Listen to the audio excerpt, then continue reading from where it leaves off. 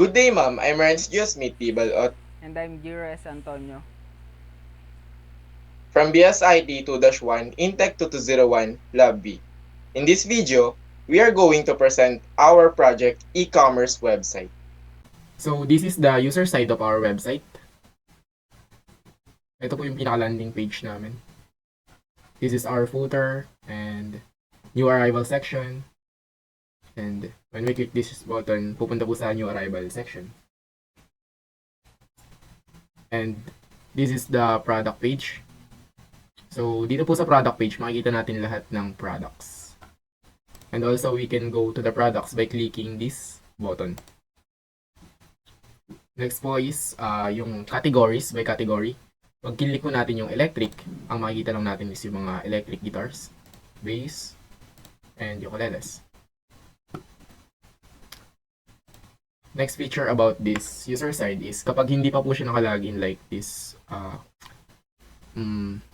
icon, ito yung icon niya pag di pa nakalagin. And also, we have added the features like pag di pa nakalagin and pag kinlik nila yung add to cart, lalabas din yung login page namin.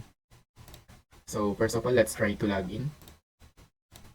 Oh, sign up pala muna. And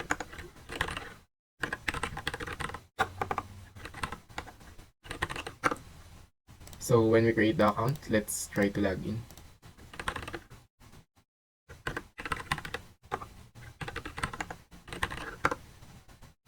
And pag nakalagin na po siya, ito na yung makikitang icon which is makikita na yung account and makikita niya yung orders niya. Also, we have the login button kung gusto niyo na mag-log out. And the cart. So, meron na rin siyang cart dito na nakalagay. And pagka-click natin tong add to cart button, as you can see, mag-add na siya sa cart. Hindi na magpa-prompt ng login page kasi nakalagin na siya. And also, automatic nang naka-add to cart yun kapag kinlik natin yung add to cart button. So, let's try to add one more time. Oh, punta muna tayo sa view products and try natin dito mag-add to cart.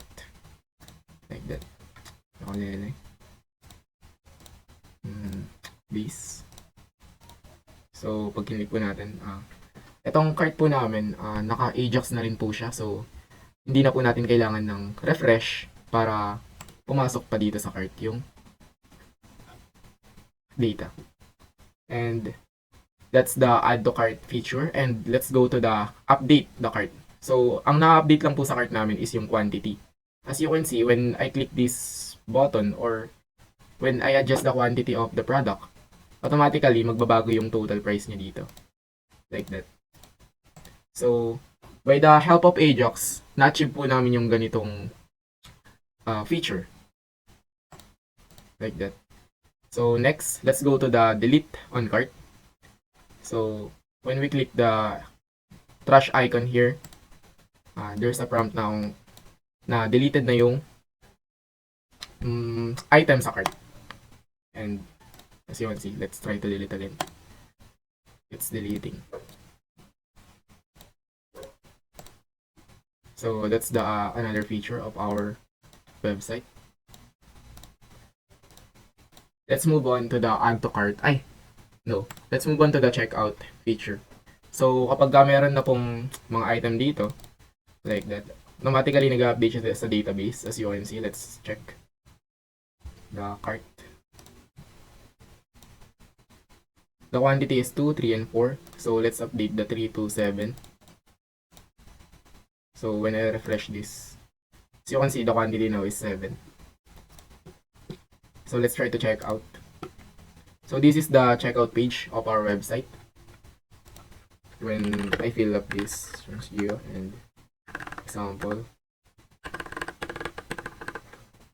Pag kinlik po natin to nang hindi sineset yung address, as you can see, magpa-prompt siya ng please set up your address.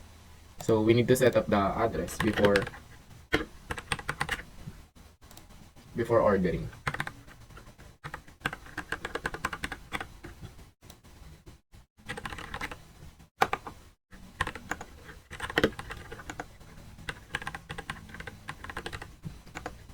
So, this is the form para sa address po namin. And, pag in-update po natin yun, nakasave na siya. And also, sa name on card po, pagka finila pa na po natin to,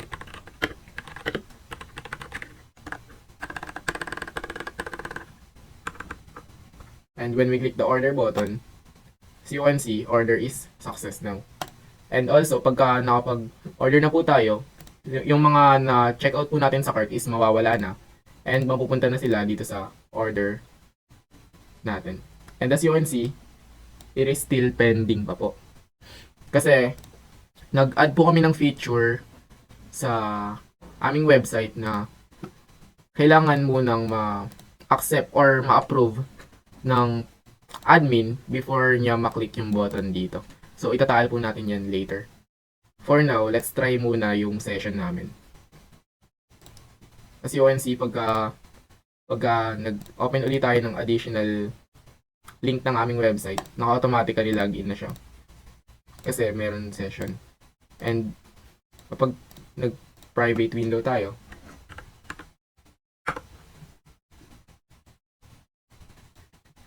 as you can see dito, eto, we need to sign in here, and here naman po is naka-cart na siya.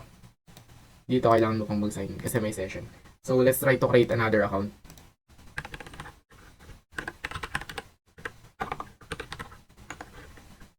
Oh, mali. Name pala dun. Sorry po.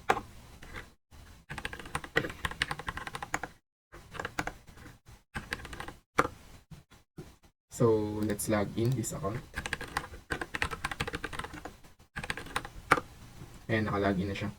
So, kapag ka nag-add to cart, let's check the orders here. So, walang order. And let's check the order here. As you can see, magkaiba sila ng order. Because of the sessions. Also sa cart, meron din po kaming session. Like when you add to cart here.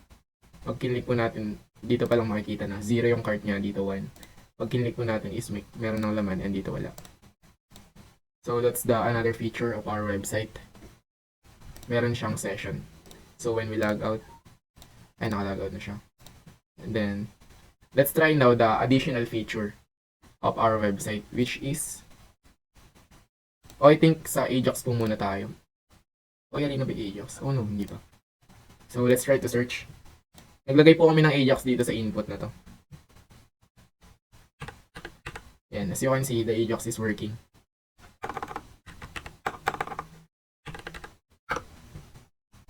So, let's move on po dito sa additional features ng aming website. So, this is the user side and let's try to log in the admin.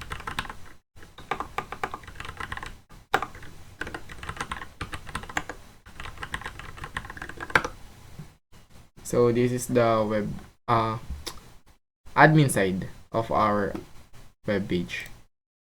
So, this is the orders. And when I click this check button, it means na ma-approve niya na po yung order ng user. So let's try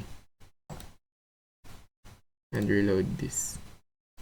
So you can see, pagka tinignan natin yung order, magiging button na siya. So pwede nang i-click ni user to once na na-receive niya na yung item. Let's try once again dito. So as you can see, approve. And then while we reload this, when we check the orders, as you can see. And also, we have additional features pa po. Kapag ka-click na ni user yung receive button, mawawala na siya dito sa order. And also, pag chinek natin tong sales ni user, is mapupunta na siya dito. Wait, there's a pagination. So, ito na po siya. And magre-reflect na rin po yung earnings ng admin and also yung pie chart dito. Magre-reflect din po yung data dito. So, that's the additional feature of our website. So dito naman po sa may admin side, una makikita natin dito pag nag-login si admin is makikita natin yung pie chart kung ilan yung bumili na every category. Then makikita natin kung ilan yung users and yung earnings, which is yung mga sales and sales, which is yung mga natapos na transaction. Then After sa dashboard, dito naman tayo sa Create Products.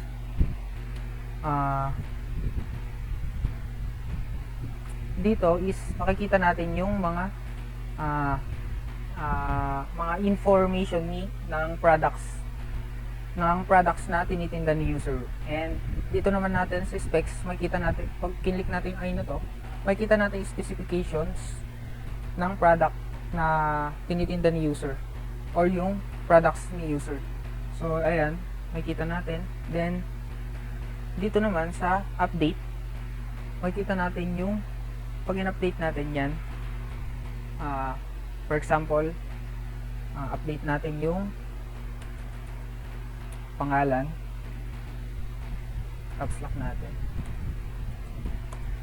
GT 123. Then for example, papalitan natin into electric. Then sa product price 50,000. Then so palitan na rin natin yung picture. For example, itong picture. Then dito sa may specification, gawin nating body material maple. Dagdagan natin ng maple.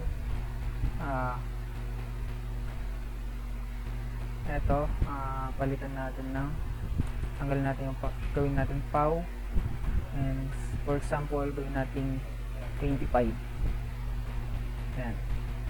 Lagyan din natin gawin din natin to under USA 1, 2, 3, 4, 5, 6 for example. Yan.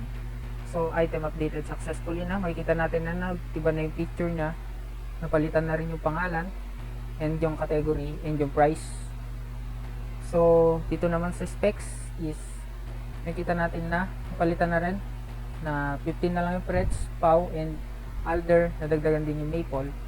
So ayun, yung sa update and yung sa delete naman, for example, dinelete natin to.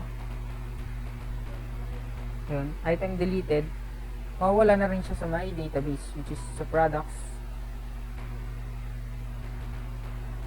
Mawawala na rin siya dito. So ayun. Then for mag-add naman tayo ng product, for example, etong material na eto. For example, etong Gretsch. Yan. Ukulele. Product price is 100,000. For example. Then etong picture na to. And yung description, for example. Then body material.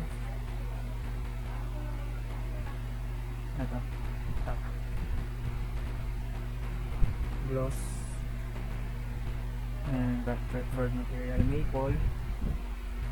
22 as strings. Elixir. Page. For example. So added successfully. Makikita natin yan dito sa dulo ng ating table. Ito, which is na add na siya. So magre-reflect na rin siya dito sa my user side sa index natin. Makikita na rin natin siya dito. For example, your products. Makikita natin na ito na siya dito. Itong kapares niya is yung picture lang kapares niya, pero ayun, makikita natin na add na siya. And dito makikita natin yung mga other specifications and about the products. So ayan. Then dito naman sa admin, ayan. So dito naman sa orders is makikita natin dito, for example, sign in muna natin si Ivan.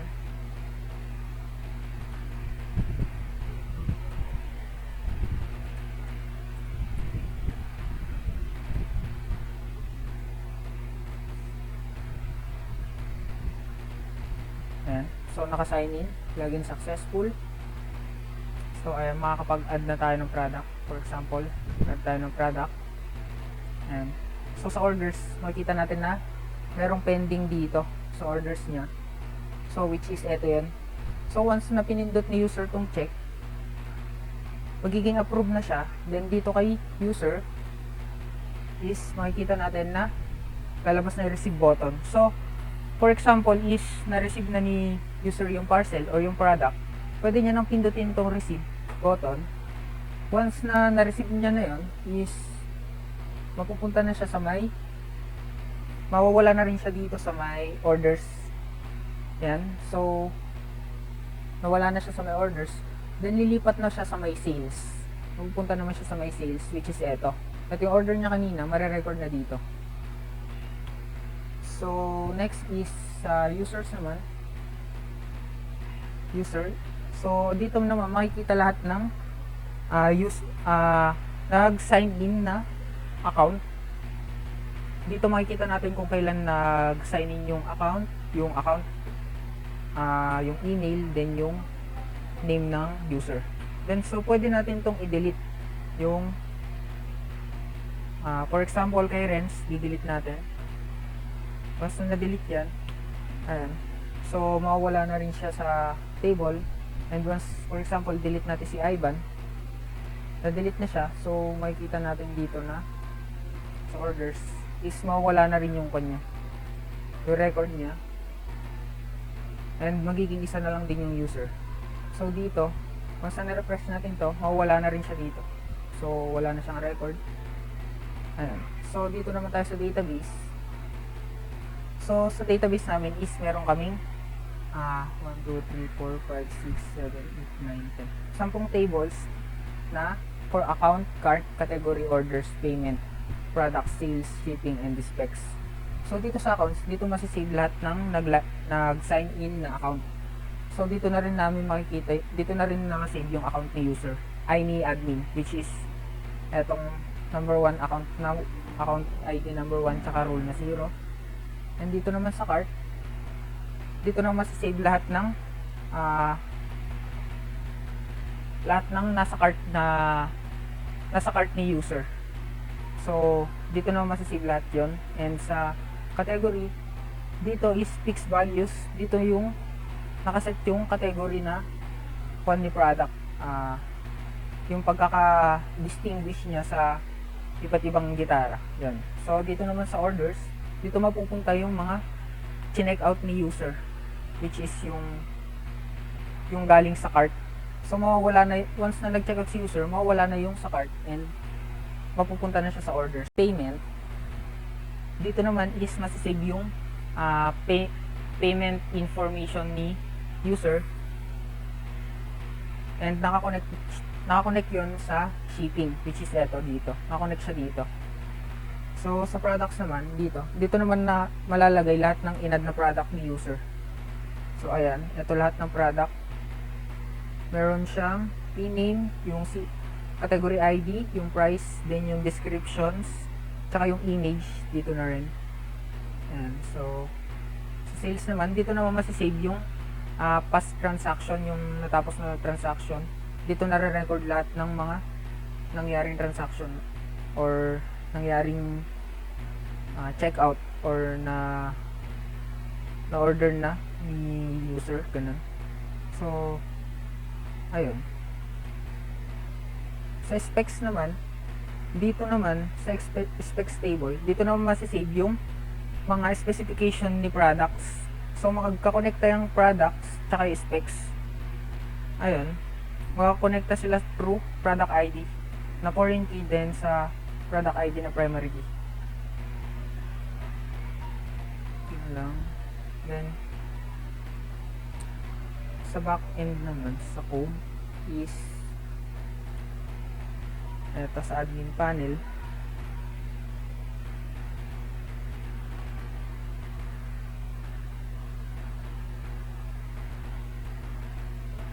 Eto, dito yung UI ni admin. So, dito yung printing ng mga UI. So, sa backend naman, sa backend is meron kaming class for connection sa mga queries, side queries, and meron din po kami sa may class na accounts. Dito yung class na login, dito po nangyayari yung login tsaka yung sign up. So dito po may gumamit po ng inheritance para sa account login. So ito po yung query ng account login. Yan. So dito naman po sa mga class na products is dito naman po nangyayari yung pag-add ng product, pag-update and pag-i-insert sa my database. Yan. So ito po yung mga methods nila, insertion ng product and ng specification. And dito naman po sa update sa method na update, i-update po niya yung mga data ni product tsaka ni specs. Then sa shipping info naman po, dito po sa class na to is dito naman nangyayari is dito yung insertion ng shipping information ni user and yung payment information niya. So dito na rin po sa class na to, may mga method na rin po kami for update ng payment and update ng shipping information. So yun lang po.